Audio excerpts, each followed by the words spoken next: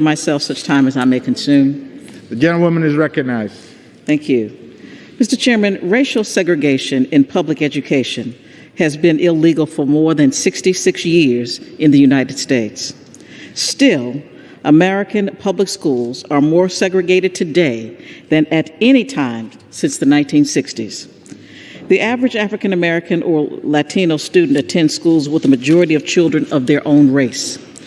Most of these schools serve a high number of low-income students forced to learn in old, broken-down buildings with fewer resources and disproportionately high rates of discipline.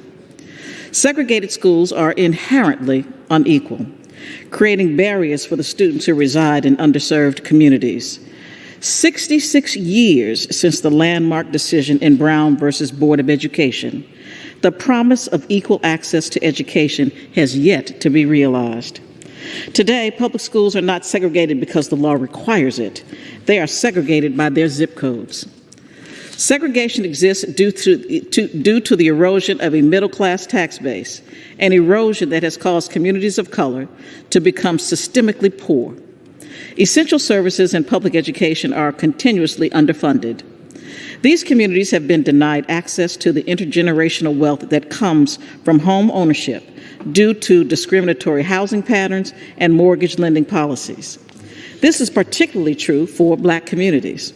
When districts split schools between affluent and poor neighborhoods, it draws a bright line between the haves and the have-nots. This type of separation inflicts the same harm on students today as legalized segregation did prior to 1954. That is why I introduced H.R. 2639, the Strength and Diversity Act. It directly addresses inequities in public education by authorizing funding to support local education leaders in their efforts to lessen racial and socioeconomic isolation in public schools. The Strength and Diversity Act will ensure every student has equitable access to a quality education. This is one step toward remedying the issue of segregated schools. The bill provides support for school districts that are developing, expanding, or implementing school diversity initiatives. Eligible school districts can devote funding to study the adverse effects of segregation, provide equitable access to transportation, create programs to attract children from neighboring communities, and recruit new specialized teachers.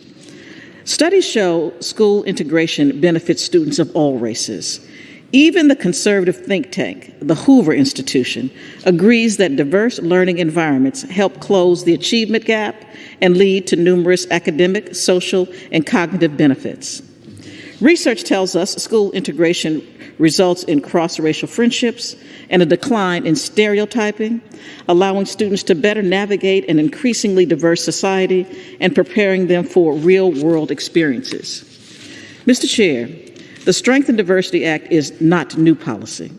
It is practically the same policy the Obama administration sought to pursue in its 2016 Opening Doors, Expanding Opportunities program, which provided $12 million to help school districts increase diversity. Nearly 30 school districts from 22 states and the District of Columbia applied for the Obama-era integration grant, but the program was eliminated by the current administration in 2017 without explanation. That decision came at a time when research clearly showed a resurgence in segregated schools. Totally ignoring this increase in separate educational facilities, Education Secretary Betsy DeVos moved to rescind federal guidance to assist school districts in pursuit of racial diversity. When my Education and Labor Committee colleague, Representative Trone, asked the Secretary about this rescission, she said she was unfamiliar with the guidance. That was 2 years ago. Since then, things have gotten worse, not better. Mr. Chair, we are experiencing a racial reckoning in this country. Despite efforts from 1600 Pennsylvania Avenue to sow racial division, I remain hopeful.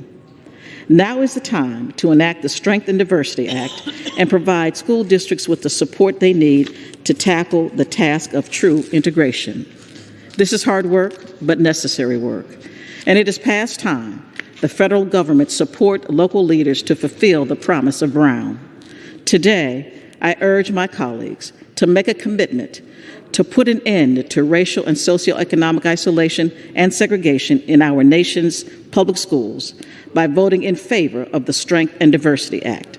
Mr. Chair, I reserve the balance of my time. Gentlewoman